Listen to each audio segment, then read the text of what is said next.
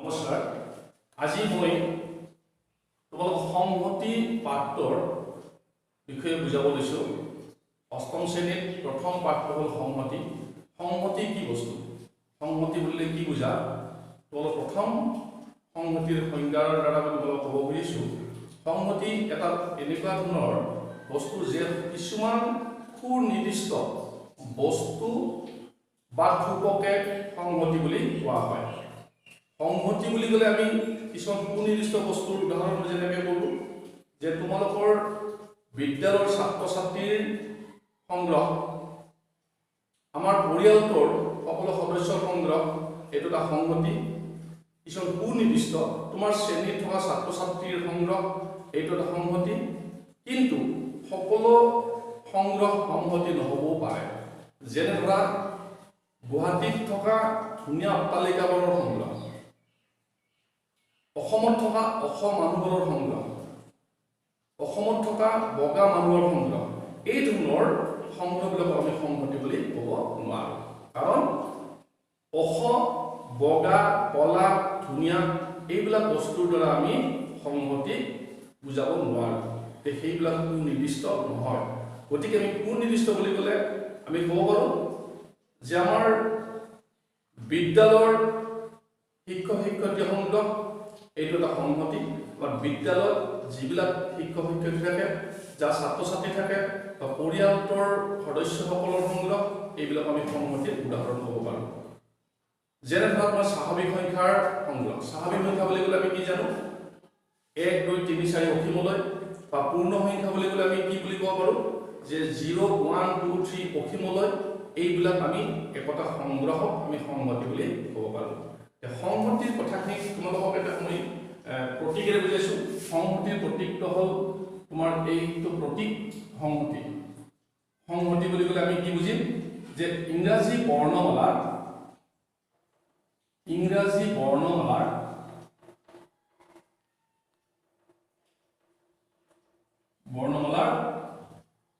বৰ্ণৰ সংহতি এই সংহতিটোক যদি আমি প্ৰতীকেৰে বুজাওঁ এইটো প্ৰতীকেৰে বুজাম ইয়াত ইংৰাজী বৰ্ণমালা হ'ল A B C D X Y Z এই গোটেইখিনিক আমি মাজত ডট ডট চিহ্নেৰে বুজালো তাৰমানে ইয়াত গোটেইবিলাক বৰ্ণ বুজোৱা হৈছে যে ইংৰাজী বৰ্ণমালা A B C ৰ পৰা X Y Z লৈ এই বৰ্ণমালাখনক আমি এটা ইংৰাজী বৰ্ণমালাৰ সংহতিৰে বুজাইছোঁ ইয়াত সংহতিটো আমি যিকোনো এটা কেপিটেল লেটাৰ A ৰে হ'ব পাৰোঁ এইটো A সংহতি বুজোৱা হয় সেইদৰে 2 নম্বৰত আমি ক'ব পাৰোঁ যে ইংৰাজী বৰ্ণমালাৰ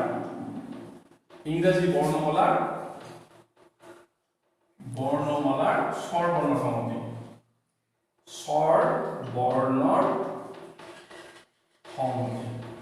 স্বৰবৰ্ণৰ সংহতিটো কি ইংৰাজী বৰ্ণমালাৰ যেনেকৈ গোটেই বৰ্ণবিলাকক আমি ইয়াত বুজালো স্বৰবৰ্ণ বুলি ক'লে আমি কি জানো আমি 5টা আখৰেৰে স্বৰবৰ্ণ বুজো সেই সংহতিটো আমি বি লেটাৰ বুলি বুজালো ইয়াত আমি সংহতি চিন দিলো ইয়াত কি বৰ্ণ হ'ব এ ই আই ও ইউ এইটো এটা সংহতি বুজা হয় এইটো এটা সংহতি সেইদৰে আন এটা উদাহৰণ ক'ব পাৰোঁ যে আমি স্বাভাৱিক সংখ্যা সংহতি বুলি ক'লে আমি কি বুজিম স্বাভাৱিক সংখ্যাৰ সংহতি স্বাভাৱিক সংখ্যা কোনবিলাকক কোৱা হয় যদি আমি এইটো চি লেটাৰে এটা সংহতি চিনেৰে বুজালো স্বাভাৱিক সংখ্যা বুলি ক'লে আমি 1 2 3 4 এইটো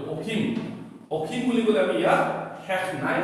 গতিকে ইয়াত আমি কোনো শেষ সংখ্যা নাথাকে গতিকে স্বাভাৱিক সংখ্যাৰ সংহতি এই ধৰণে বুজালো গতিকে এনেকুৱা ধৰণৰ আমি সংহতিৰ উদাহৰণ অসংখ্য উদাহৰণ আমি ক'ব পাৰোঁ গতিকে আমি সংহতিৰ প্ৰথম তোমালোকক আমি সংহতিৰ উদাহৰণ খোজো ইয়াৰ পিছত আমি সংহতিৰ মৌল সংহতিৰ প্ৰকাশ আমি কেনেদৰে কৰিব পাৰি সেই বিষয়ে বুজাম এইবাৰ আমি আহিছোঁ সংহতিৰ মৌল বুলিলে কি বুজা ইয়াত আমি এটা সংহতি ল'লো এই সংহতিটোত A E I O U আমি ইতিমধ্যে ক'লো এইটো ইংৰাজী বৰ্ণমালাৰ স্বৰবৰ্ণৰ সংহতি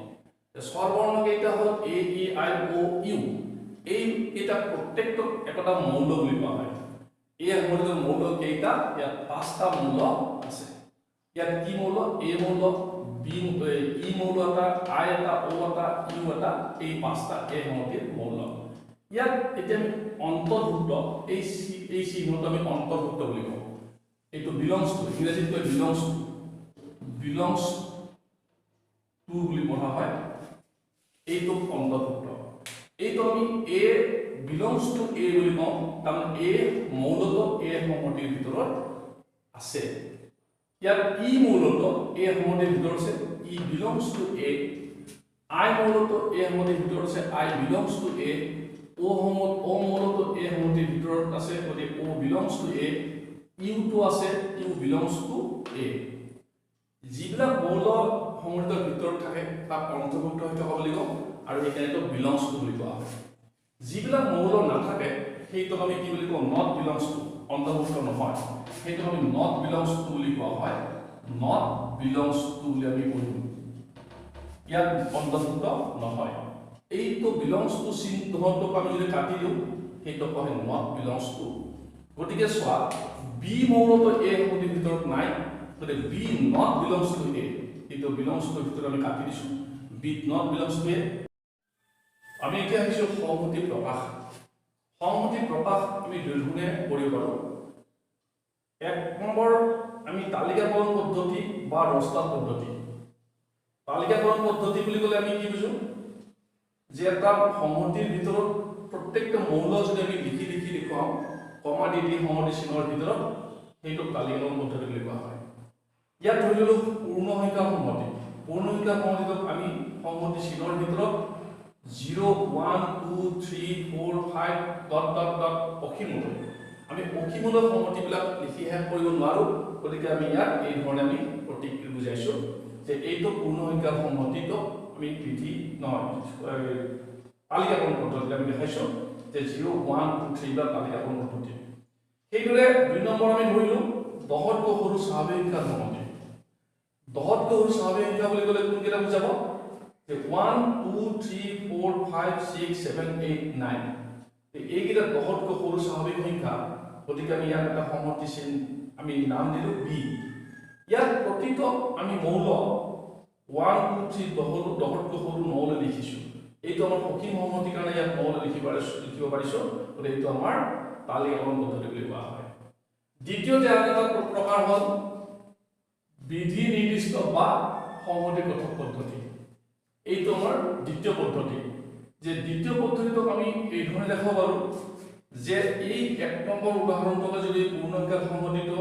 আমি ইয়াত লওঁ 0 1 2 3 অসীমলৈ যিবিলাক সংহতি আমি তালিকাকৰণ পদ্ধতিত দেখুৱাইছোঁ সেই সংহতি বিধি নিৰ্দিষ্ট পদ্ধতিত দেখালে আমি এই ধৰণে দেখুৱাম যে এটা সংহতি চিহ্নৰ ভিতৰত ল'লোঁ x আৰু এইটো আমি সাজ ডেট বুলি কওঁ সাজ date x belongs to w মানে পূৰ্ণ সংখ্যাৰ সংহতি এইটো আমাৰ প্ৰতীকটো x বিলংস টু w বুলি ক'লে সকলোবিলাক পূৰ্ণ সংখ্যাৰ আমি x এৰ বুজাইছোঁ আৰু বিলংস টু w বুলি কৈছোঁ এইটো এটা পদ্ধতি এইটো হ'ল বিধি নিৰ্দিষ্ট বা সংহতি কথক পদ্ধতি দ্বিতীয়তে আমি দহতকৈ সৰু স্বাভাৱিক সংখ্যাৰ সংহতিটোৰ উদাহৰণটো আমি ইয়াত তালিকাকৰণ পদ্ধতিত যেনেকৈ মৌলবিলাক লিখি দেখাইছোঁ এইবাৰ বিধি নিৰ্দিষ্ট পদ্ধতিত আমি কি কৰিছোঁ b ইকুৱেল টু সংহতি চিহ্ন দিলোঁ x সাজ date x belongs to n স্বাভাৱিক সংখ্যাৰ প্ৰতীকটো n সকলোবিলাক স্বাভাৱিক সংখ্যা x belongs to n বুলি কোৱা হৈছে কিন্তু ইয়াত কৈছে দহতকৈ সৰু গতিকে আমি x to less than 10 বুলি বুজাম যে less than 10 বা দহতকৈ সৰু স্বাভাৱিক সংখ্যাবিলাক বুজা হৈছে যে দহতকৈ সৰু স্বাভাৱিক সংখ্যাৰ সংহতিটো আমি বিধি নিৰ্দিষ্ট পদ্ধতিৰে বুজাইছোঁ আন এটা উদাহৰণ লৈ গ'লো 3 নম্বৰত ইয়াত c নাম দিছোঁ যে x such that 10 less than equal to x less than equal to 50 x পাছৰ গুণিত ইয়াত তোমালোকে সংগণিতৰ বুজিবা যে x less than equal to ইয়াত দুটা চিন আছে equal to x less than equal to 50 x বিলাক পাছৰ গুণিত তাৰ মানে পাছৰ গুণিত হলে কি যে 10 পৰা 50 লৈ পাছৰে হৰণীয় সংখ্যাবিলাকক আমি পাছৰ গুণিত বুলি কওঁ সেইটো আমি এই প্ৰতীকেৰে বুজাইছোঁ যেনে 10 পৰা 10 15 20 25 30 35 40 45 আৰু 50 কাৰণ ইকুৱেল টু 50 আছে গতিকে আমি 50 লৈ এই গোটেই কিটা আমি এই পদ্ধতিত লিখিলে এইটো বিধিনিষ্ট পদ্ধতি বুলি কোৱা হয় সেইদৰে আন এটা উদাহৰণ কৈছো দি এক্স সাজ ডেট চিম্বলটো তোমালোক কৈছো এইটো এই ধৰণে লিখা হয় আৰু এই ধৰণে লিখা হয় তে সাজ ডেট বুলি কয় তে সাজ ডেট এক্স এটা যুগ্ম মৌলিক সংখ্যা তে যুগ্ম মৌলিক সংখ্যা মানে কি তোমালোকে যুগ্ম মৌলিক সংখ্যা জানা 2 আমাৰ মৌলিক সংখ্যাৰ ভিতৰত অকল 2টোৱে যুগ্ম গতিকে যুগ্ম মৌলিক সংখ্যা 2টোক আমি যদি তালিকাগত পদ্ধতিৰে সংহতি 2 লিখিব লাগে আৰু যদি বিধি নিৰ্দিষ্ট পদ্ধতিৰে লিখা হয় x আছে x এটা যুগ্ম মৌলিক সংখ্যা বুলি কোৱা হয় এইখিনি আমাৰ বিধি নিৰ্দিষ্ট পদ্ধতি বা সংহতিগত